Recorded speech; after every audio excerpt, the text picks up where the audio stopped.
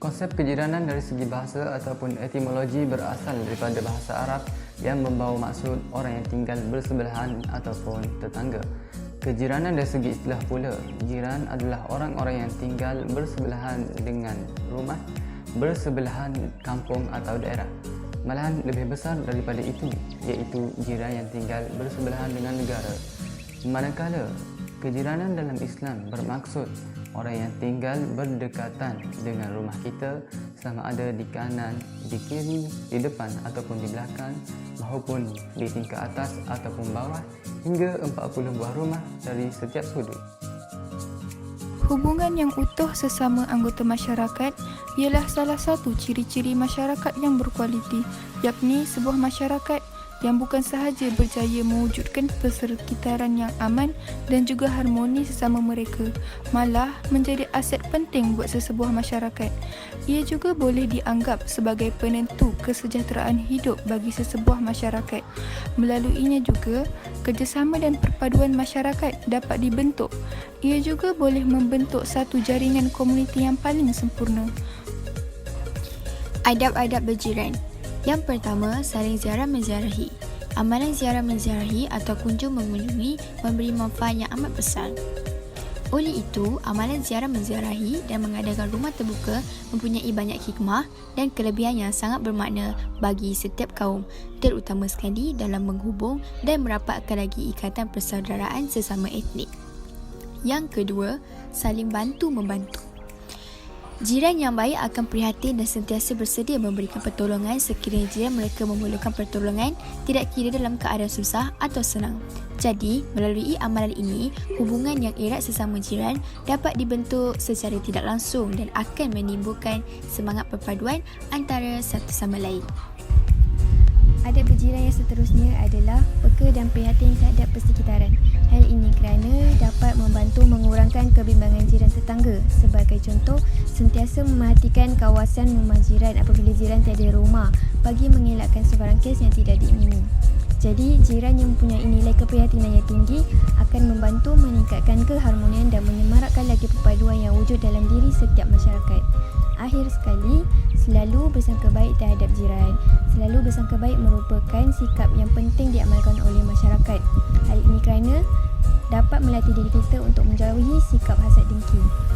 Tuntasnya, kita mestilah mempunyai nilai baik hati dalam diri untuk menjadi jiran yang baik, justeru membawa kepada hubungan perpaduan yang jitu pada masa akan datang. Antara kesan baik yang dapat kita peroleh daripada memupuk semangat kejiranan ialah setiap ahli masyarakat di negara ini dapat memupuk perpaduan antara satu sama lain serta memudahkan pengajuran program atau aktiviti yang membentuk komuniti. Selain itu, semangat kejiranan yang kokoh akan menjamin keselamatan diri dan ahli masyarakat setempat.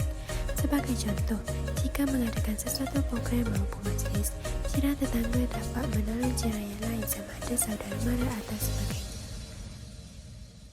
Akibat tidak beradab dengan jiran ialah: pertama, dapat merosakkan perpaduan dan membangkitkan permusuhan dalam kalangan masyarakat. Hal ini terjadi kerana tiada komunikasi yang bagus berlaku antara satu sama lain. Contohnya, tidak menjaga dari segi percakapan yang akan mengakibatkan perselisihan faham antara jiran. Seterusnya, individu akan merasa terasing dan terpinggir daripada masyarakat. Ini kerana masyarakat semestinya tidak mempunyai keinginan untuk bergaul dengan jiran yang tidak beradab serta tidak tahu untuk menghormati hati dan perasaan jiran tetangga. Kesannya, sukar untuk meminta bantuan sekiranya ditimpa kesusahan atau perlukan pertolongan pada masa hadapan. Sebagai penghias bicara akhir, sudah terang lagi bersuluh bahawa semangat kejiranan ini sangat penting dalam kalangan masyarakat.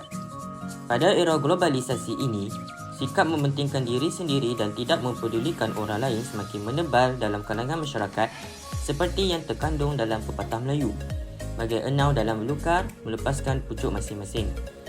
Jika hal ini dibiarkan, semangat kejiranan akan luntur dan seterusnya akan menjejaskan perpaduan kaum di negara ini.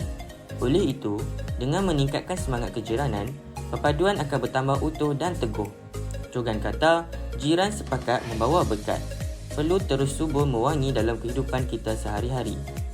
Golongan remaja seharusnya menyuburkan semangat kejoranan kerana mereka merupakan pemimpin yang akan mewarnai corak pemerintahan pada masa hadapan. Namun begitu, kita tidak seharusnya meletakkan usaha ini pada bahu satu pihak kerana bertepuk sebelah tangan tak akan berbunyi. Allah berfirman dalam surah Al-Hujurat yang bermaksud, "Wahai manusia, sesungguhnya kami menciptakan kamu daripada seorang lelaki dan seorang perempuan dan menjadikan kamu berbangsa-bangsa dan bersuku-suku supaya kamu kenal mengenali." Oleh itu, semua pihak perlulah bersinergi ibarat berat sama dipikul, ringan sama dijinjing untuk menghidupkan semangat kejiranan di negara kita. Sebagai anak watan yang berwawasan dan pewaris legasi nenek moyang, marilah kita bersandar bahu, melangkah sederap dan seiringan dengan para cendekiawan serta teknorat menuju ke arah kecemerlangan di dunia dan di akhirat. Aforisme klasikal Melayu ada menyatakan bahawa kalau tidak dipecahkan ruyung, mana akan dapat sanggunya, dan ke bukit sama didaki, ke lurah sama dituruni. Sebagai pelajar diploma, bagi memupuk semangat kejiranan ialah masing-masing sendiri perlulah menjadi contoh atau teladan kepada rakan-rakan sebaya yang lain. Selain itu, setiap pelajar haruslah mengamalkan atau menerapkan sifat semangat perpaduan dalam setiap diri masing-masing bersama rakan tanpa mengira bangsa serta mementingkan diri dan bersikap etnosentrisme. Sikap etnosentrisme adalah sikap yang mementingkan kaum sendiri. Misalnya saling hormat menghormati antara satu sama lain walaupun berlainan agama dengan tidak mencaci atau mengeluarkan kata-kata buruk yang dapat menyinggung perasaan seseorang.